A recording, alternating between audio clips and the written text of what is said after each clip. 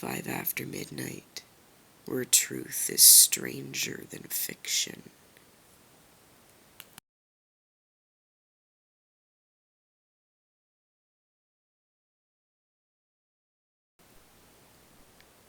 Number 1.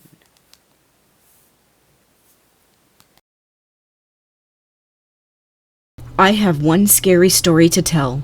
It was a few months ago when I was laying down on the couch, and I had left the door open so fresh air could come in the house because it was hot. I was the only one in the living room, and my older sister was in another room. I was listening to music on the TV, and I hear a knock on the door, and it kind of scared me since I was right next to the damn door. I looked up, and the guy that was knocking asked me if my parents were home. I awkwardly sat up and simply said, "Oh, no, but my older sister is here. I'll go get her." And I got up and I went into the other room and told my sister that a guy was asking for my parents, or basically someone older than me. So she told me that she didn't want to answer the guy, so I shrugged it off and walked back to the front door. He was gone. I wondered if he wanted to know if anyone older than me was home. I honestly think that he would have done something if I had said no one was home. But I'm glad that I said that there was.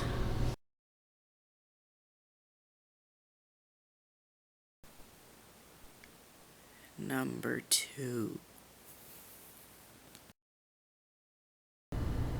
I was in the 5th grade when my friends and I became really interested in Japanese urban legends, particularly hanako-san, a toilet ghost. My friend developed a bit of an obsession with this and became so afraid to go to the bathroom that she would make me go with her every single time she went. It was really getting on my nerves, so I figured I could just do the ritual to summon Hanako-san to prove my friend that he wasn't real. During recess, this is exactly what I did, and nothing happened, so I was quite pleased with myself. However, during lunch that day, I walked by the bathroom in which I performed the ritual. The door was slightly ajar, and it was difficult to describe what I saw, but it was like if someone who had straw for hands and was wearing a black cloak had stuck their arm through the door. I was extremely confused by this, so I pushed the door open but saw nothing. I still have no idea what it was. Anyways, I continued with my day thinking very little of it. Later that night, when I was taking a shower, I had my eyes closed as I was washing my hair. I felt a strange sense of urgency, which was abnormal for me, so I opened my eyes and saw a face in the gap between the shower curtain and the wall. It had white skin and no hair that I could see. Its eyes were huge and lifeless. They weren't fully black, but very dark. Frankly, it resembled the Grudge. It stayed there just staring at me before jerking its neck robotically and disappearing. I flung the curtains open and ended my shower immediately. I had never felt so uncomfortable in my life. Needless to say, I was terrified of bathrooms for months following this event. Number 3. So I want to start out by saying that I have been working with a Ouija board for some time now. Almost 15 years. My mother was the one to show me.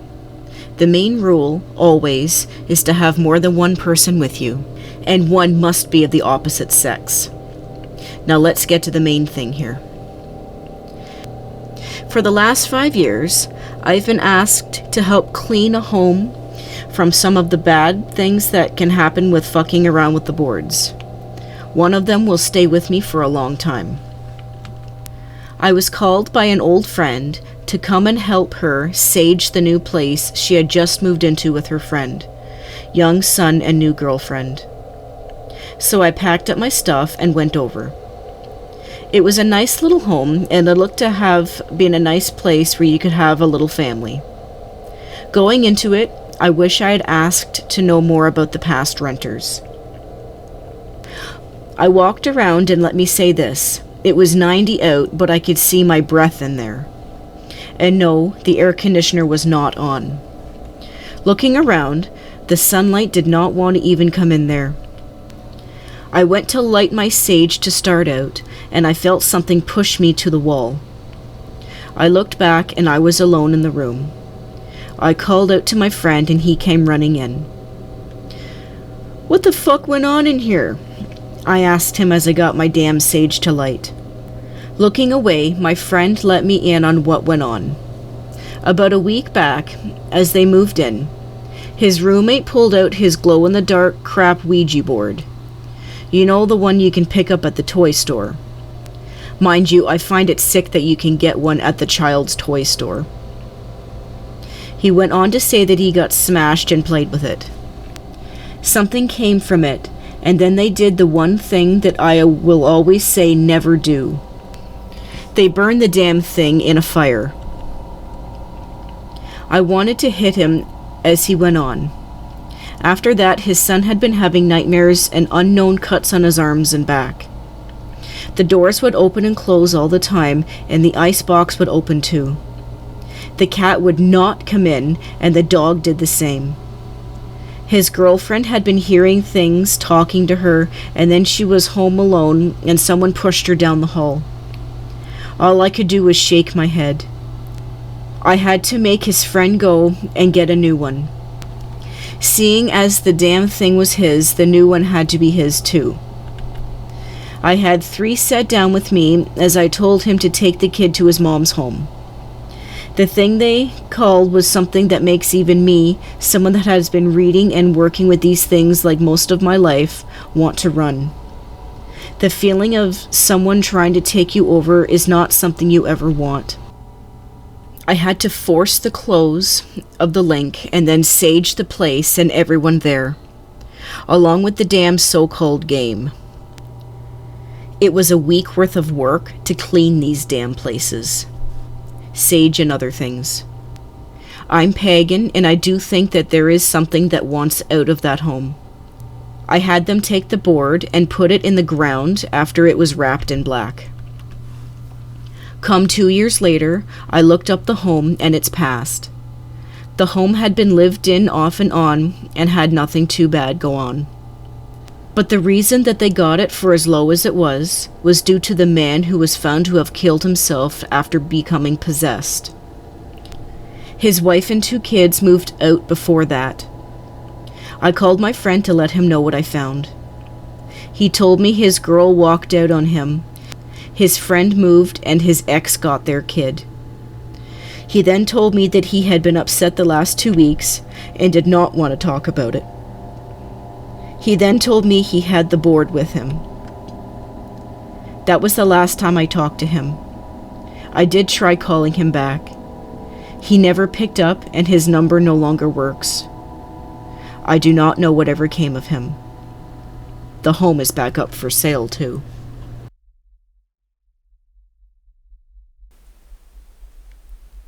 Number 4.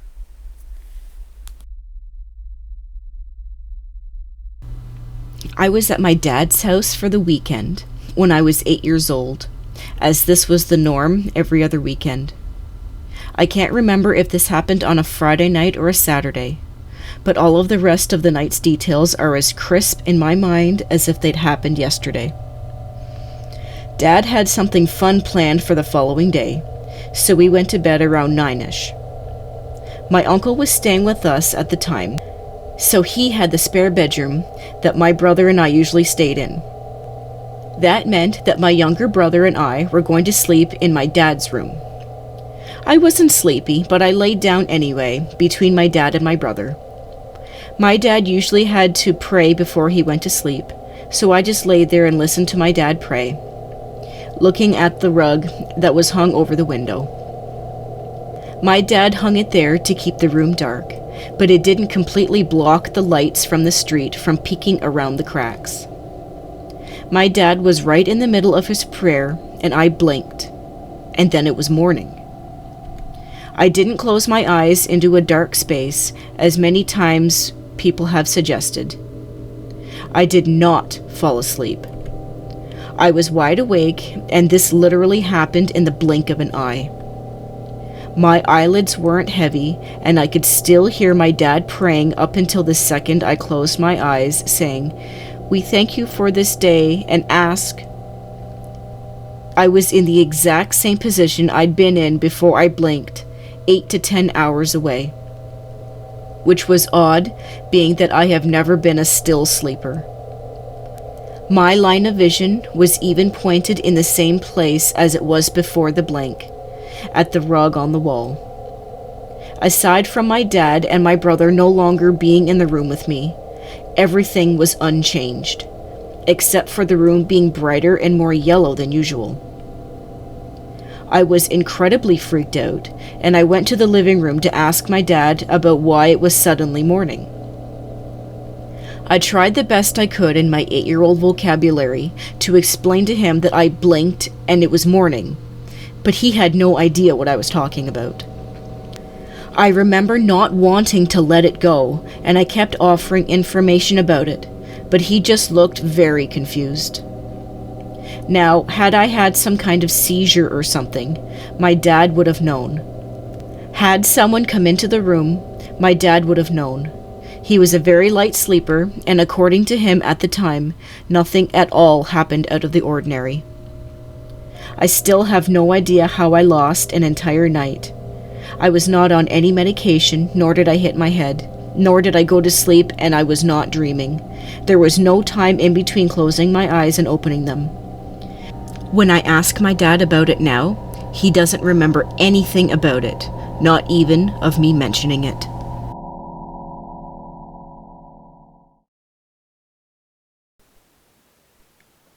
Number 5.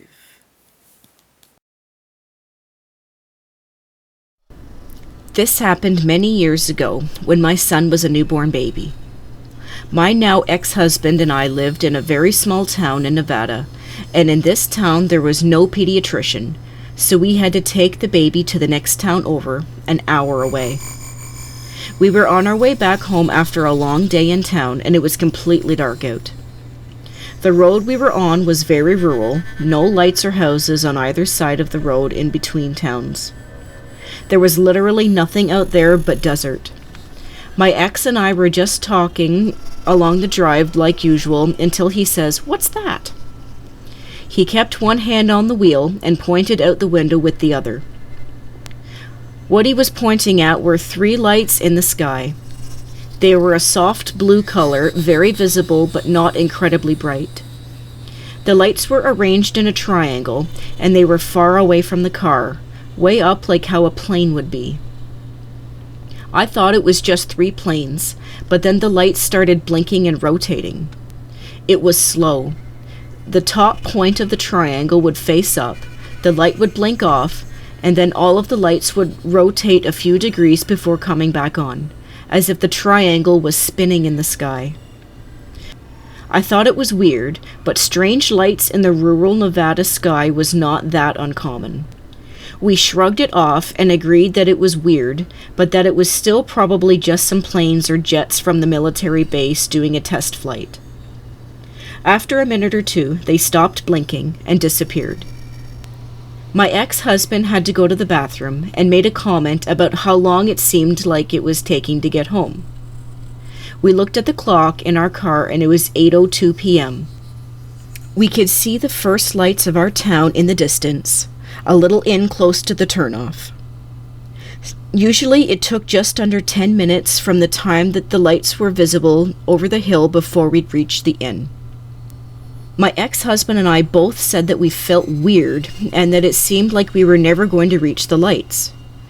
It just felt like we were not getting any closer to the lights. The car was on, and we could see the lines on the road disappearing under the car as we drove. We were traveling at 55 miles per hour, and it still seemed like the road stretched endlessly. We both kept saying how weird it was, or would say that the trip was taking forever, but other than that, we were eerily quiet. I kept looking at the clock, and time was passing like normal. I actually counted a full minute between the number change on the clock to make sure the minutes were right. They were. Eventually, we did make it to the inn to make the turn home, which was another 5 minutes away. By the time we reached the inn, it was 8:30. Instead of taking 10 minutes at 55 miles per hour to reach the inn, it took almost 30 at the same speed, on the same road. We knew it was the same road because there was only one road to get home. We couldn't explain what that was all about, but we were very unnerved.